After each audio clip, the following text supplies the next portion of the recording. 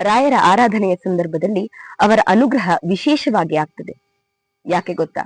ರಾಯರು ಇನ್ನುಳಿದಂತಹ ಎಲ್ಲಾ ದಿನಗಳಲ್ಲಿ ಬೃಂದಾವನದ ಒಳಗೆ ಧ್ಯಾನಸ್ಥರಾಗಿರ್ತಾರೆ. ಆರಾಧನೆಯ ಸಮಯದಲ್ಲಿ ಕಣ್ಣು ಬಿಟ್ಟು ಬಂದಂತಹ ಭಕ್ತರನ್ನೆಲ್ಲ ನೋಡ್ತಾರೆ.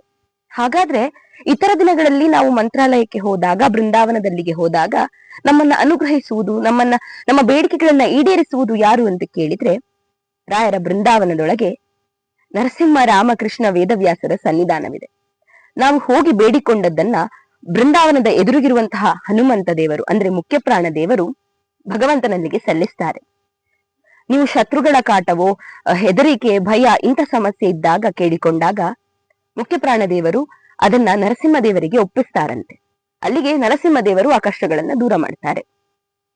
ಅಧಿಕಾರವೋ, ಉದ್ಯೋಗ ಸಂಬಂಧಪಟ್ಟದ್ದೇನಾದ್ರೂ ಕೇಳಿದಾಗ ರಾಮದೇವರು ನಿಮ್ಮನ್ನ ಅನುಗ್ರಹಿಸ್ತಾರೆ. ಇನ್ನು ಸಂಸಾರದಲ್ಲಿ ಸುಖ ಬೇಕು, ಮದುವೆಯಾಗಬೇಕು, ಮಕ್ಕಳಾಗಬೇಕು ಅಂತ ಕೇಳಿಕೊಂಡಾಗ ಕೃಷ್ಣ ದೇವರು ನಿಮ್ಮನ್ನ ಅನುಗ್ರಹಿಸ್ತಾರೆ. ಅದೇ ಜ್ಞಾನದಲ್ಲಿ, ಓದಿನಲ್ಲಿ, ತಿಳುವಳಿಕೆಯಲ್ಲಿ ಆಸಕ್ತಿ ಹೆಚ್ಚಾಗಬೇಕು ಅಂತಿದ್ದಾಗ ವೇದವ್ಯಾಸ ದೇವರು ಅನುಗ್ರಹಿಸ್ತಾರೆ. ಹೀಗೆ ಭಗವಂತನ 4 ಸನ್ನಿಧಾನಗಳು ಬೃಂದಾವನದೊಳಗಿದೆ.